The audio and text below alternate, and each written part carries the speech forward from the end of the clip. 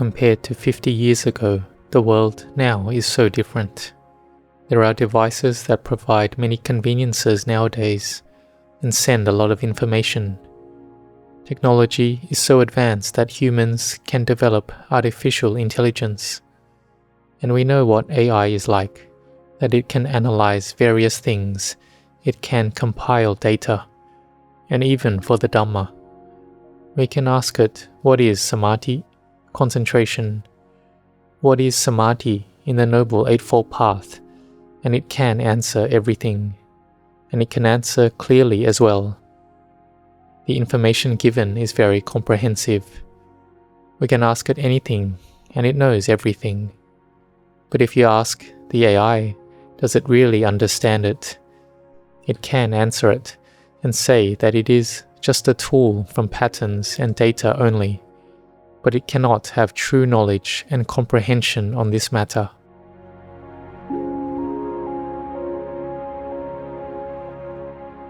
So for people born into this present-day world, there are many things that they are lacking, which are the inner spiritual virtues. Like patience, it disappears. In the past, we had high patience in working, studying, and doing various duties, because the mind would have some peace. We were with nature. But now the mind is not with itself. It is sent outside. There is almost no time to rest.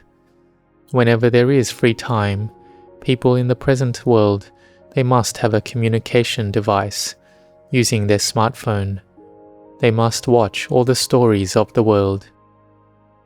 They know about everything in this world.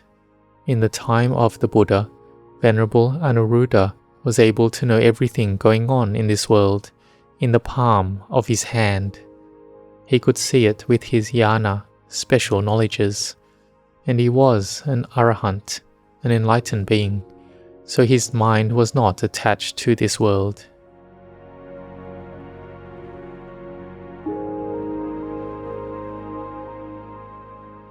But nowadays, it is the opposite. Our mind is sick. We have many mental defilements, and the current of the mind is sent outside whenever we receive sense impressions. We experience forms, sounds, tastes, smells, bodily feelings, and mind objects, and these have developed in the modern day. We know about everything, but there is no samadhi, concentration, left in our minds. When there is none left, there is no samadhi, there's no wisdom. Then, when there are the sense impressions that contact our minds, then it's hard to control our minds. Because our minds have no stability, there's no wisdom arising. We have only suffering arising. And the mind is already embedded in the world of communication, the world of illusion. There is blame, criticism, and harsh speech. The one who is the subject of this will suffer a lot. It's really difficult for them. It's as if it's real. This is because the mind has entered this world, the online social world. And when the mood, the object, has come in and affected you, there's no mindfulness and wisdom left to protect yourself at all. Why? It's compared to like a child. The mind is a child who has no guardian to take care of it. Or they do have a guardian, but sometimes that guardian doesn't take care of the child closely, and they may drown and die. Or the child may get hit by a car and die. These days we hear the news that a father goes out to buy things and comes back to the car where he had kept a gun. And the child, who knows nothing, takes that gun and shoots himself and dies. They don't know anything. They don't have wisdom to protect and look after themselves. So our mind is like an orphan who has no one looking after it. There's no mindfulness or wisdom to protect and defend it. So there's only suffering. When we are parted from something, we have never accepted the truth that it is natural to be that way. We have never learnt that separation from loved ones and loved things will happen to me. What we gain are material things, external things, and they will be separated from us according to causes and conditions. We read the news, and sometimes we see a person has $1 million house, a lot of material things, and a fire comes through and everything is gone. Or a flood comes in and everything's gone. A thief comes to steal their belongings. Or we keep a lot of money and wealth and the thief steals it. Or steals it by way of the computer. There's fraud from call center scams, and it's all gone. So think how much suffering the mind will have. The things we get are happiness, but this happiness is happiness from material things we have gotten, for which we have the luck, fortune and gain, but we do not think about the deterioration of that gain, the decline of the fame, praise and happiness.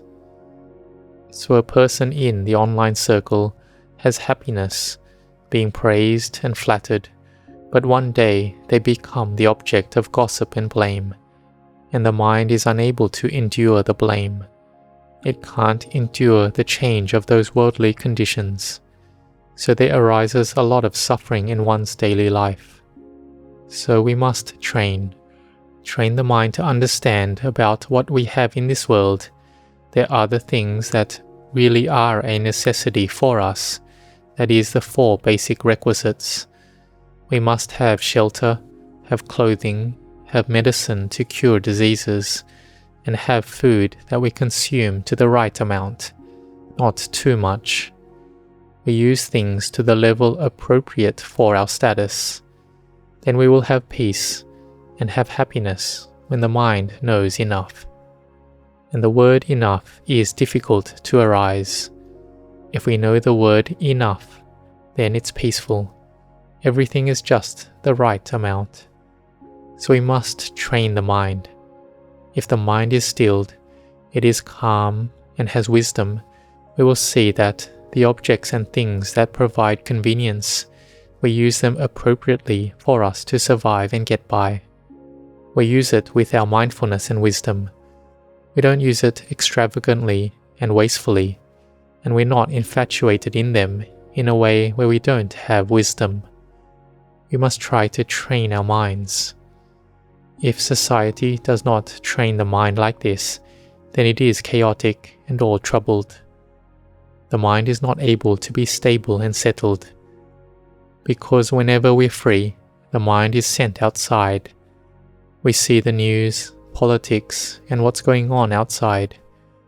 We know about everything, but we don't know about ourselves at all. So when we come back to be with ourselves, put things down. Put down all the communication devices, put them down. Put it down and come back to see how our minds are like. Ever since we have been born, we have never come to see how we are. We think that how it is normal. Having greed is normal. Having anger and delusion is normal. It just stays like that then. We have never studied about whether it would be possible to have no greed, no anger, no delusion. We didn't think about that. But when the time comes, the time is right, we come back to see why our mind is chaotic. Why is it not calm? We want peace. We find ways to train our mind and to develop our mindfulness. Standing, walking, sitting and lying down, we try to be mindful until our mind is calm. Then we will see that this body that is moving about, coming and going, it's not a being, a person, an individual, a me or you. We will begin to see it, and our mind will become calm and cooled.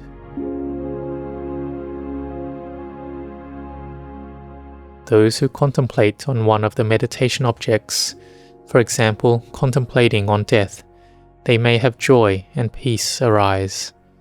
Thinking of the Buddha, and joy and bliss arises.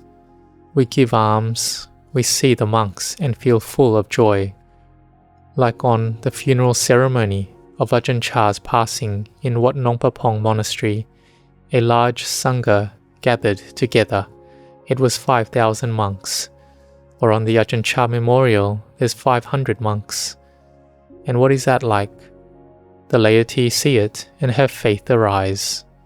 The eye sees forms, and there is faith and confidence arising.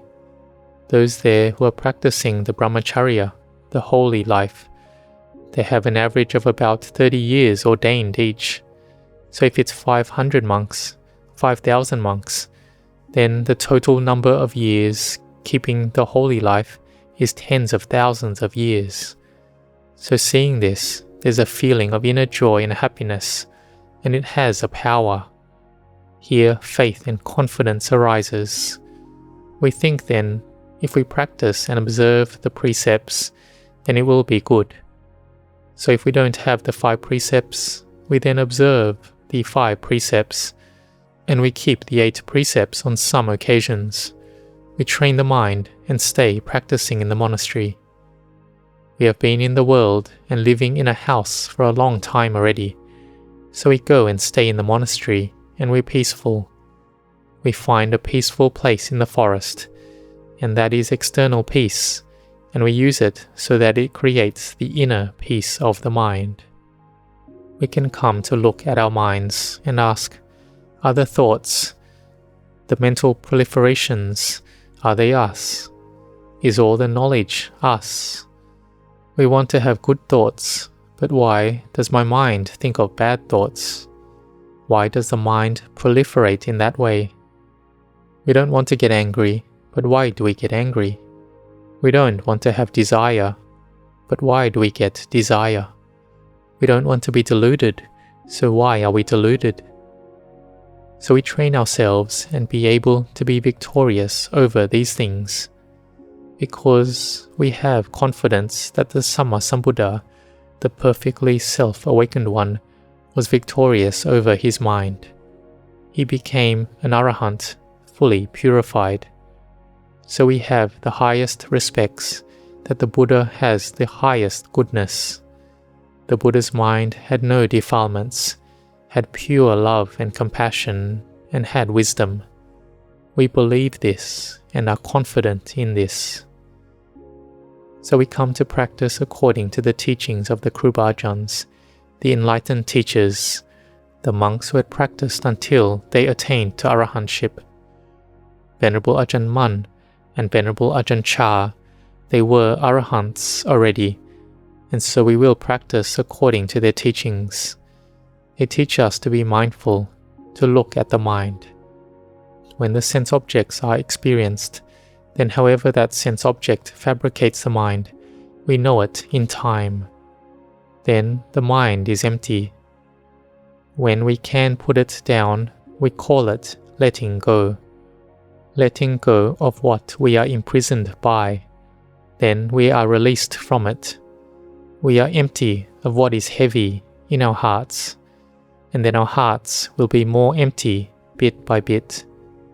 What they call coolness appears in our heart. But if our hearts are sent out to receive the worldly sensory objects a lot, excessively, then like we see in society, it's people hunched over these days. When it is the day off, the time of rest, then people run to the communication devices. Someone told me they take the train, and before there'd be some people reading books, but these days no one has any books. They look at everything on their smartphones, watching the news, household affairs, city affairs, looking at every subject, every story, and it's all about self, an I, a self, an I. This is the sense of self arising continually throughout the day. We have many births and existences, and we look at the births that we're born into each day. How are we born? We contemplate our lives. How much time do we have left? Life is like one candle. Since birth, a light is lit. There's a light, and then the candle will gradually go out. But before it goes out, what should we create in our hearts? What should we learn about? Some may have passed 60 years already. Some are 70 years old. So what should we build in our hearts? What is it that we will take with us?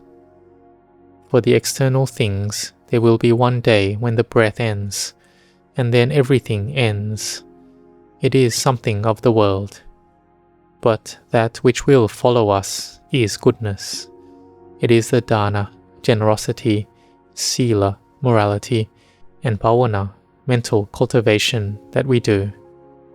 And cultivating the mind is especially important. Wherever we are internally chanting and repeating Buddho, Dhammo, Sangho. We do it a lot, develop it a lot. We make our minds still and peaceful, and rapture arises. Then we will understand that these things truly exist. The Buddha teaches about samadhi, the coolness of heart that really exists. It can make our minds calm, peaceful, and contented for the whole day. It can last all night. It can be for 2 days. It can be 2 days and 2 nights. It can be for a month. It can be for 6 months. It's amazing that it's possible to have that rapture and bliss arise. And the more you see the Dhamma, the more beautiful your mind becomes. The more you understand, the more joyful you become. But the more that desire grows, the mind gets darker and darker and darker. When our mind has greed, anger, delusion, then it's darker. When it gets more dark, and it has no sila dhamma, a basic level of morality, it has no goodness, and ultimately one will go cheat others, running a gambling site or various illegal activities, then getting caught by the police, then being unable to live on anymore, because the mind has gone totally out. It has no strength, being deluded in the wealth that one has got through incorrect means. Ultimately, the mind is corrupted and defiled, and ultimately they take their own life. And this happens a lot in the present-day world.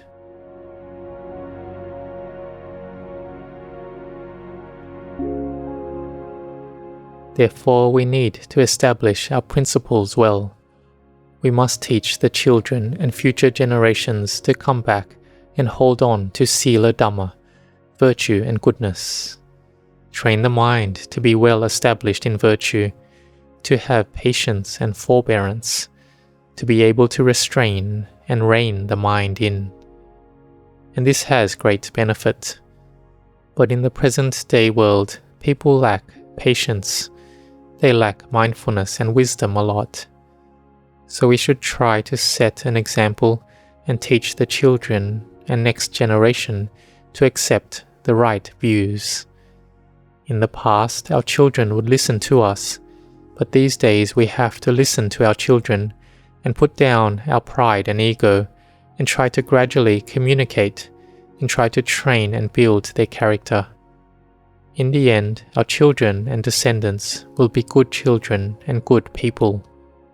So we have to lead the way and practice as an example first, and then they will meet with the true Dhamma. May you grow in blessings.